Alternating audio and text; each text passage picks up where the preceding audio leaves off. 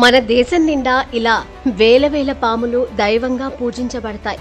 ఒకటి రెండు కాదు, వందల సర్పాలు, వేలాది గుళ్ళల్లో ఇలా చిత్ర విచిత్ర ఆకృతులలో వింత వింత రూపాలలో జనాల పూజలు అందుకుంటున్నాయి.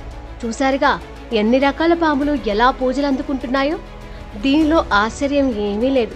కానీ జనం హడలిపోయే దారుణం మాత్రం ఇప్పుడే జరిగి దేశాన్ని వణికించింది. భగవంతుడిని దర్శించుకొని మొక్కులు తీర్చుకుందామని ఆలయానికి వెళ్లిన భక్తులకు భారీ షాక్ తగిలింది. దర్శనం అనంతరం ప్రసాదం కొన్న తర్వాత ఆ ప్రసాదంలో పాము ప్రత్యక్షమైంది. తినేందుకు చూసిన భక్తుడు దిగ్భ్రాంతికి లోనయ్యాడు. అయితే ప్రసాదం డబ్బాలో కనిపించిన పాము పిల్ల చనిపోయి ఉంది. వెంటనే బెంబేలెత్తిన భక్తులు ఆందోళన చెందారు.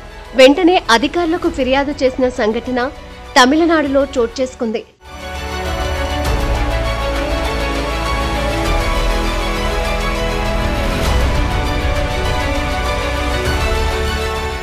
చంద్రచుడేశ్వర ఆలయం హోసూరు కేంద్రం నుంచి 5 కిలోమీటర్ల దూరంలో ఉంది. అదొక మారుమూల పర్వత దేవాలయం. ఇది 1260లో హొయసల రాజు తిరుపువనమల్ల పర్వతరాజు నిర్మించిన చారిత్రాత్మక శివాలయం. బెంగళూరు కృష్ణగిర్లను కలిపే జాతీయ రహదారి 7 సమీపంలో ఉన్న ఈ ఆలయం సాంప్రదాయకంగా భక్తులకు బియ్యం, ఇతర ఆహార పదార్థాలను ప్రసాదంగా ఇస్తూ ఉంటారు. ప్రతి సంవత్సరం మార్చ్, ఏప్రిల్ నెలల్లో జరిగే ఆలయ రథోత్సవం ప్రసిద్ధి చెందింది. తమిళనాడులోని హోసూర్లో చంద్రచుడేశ్వర ఆలయం కొండపై కొలువుదీరి ఉంది. దేవాదాయ ధర్మాదాయ శాఖ ఆధ్వర్యంలో కొనసాగుతున్న ఈ ఆలయాన్ని నిత్యం భక్తులు, పర్యాటకులు భారీ స్థాయిలో సందర్శిస్తూ ఉంటారు.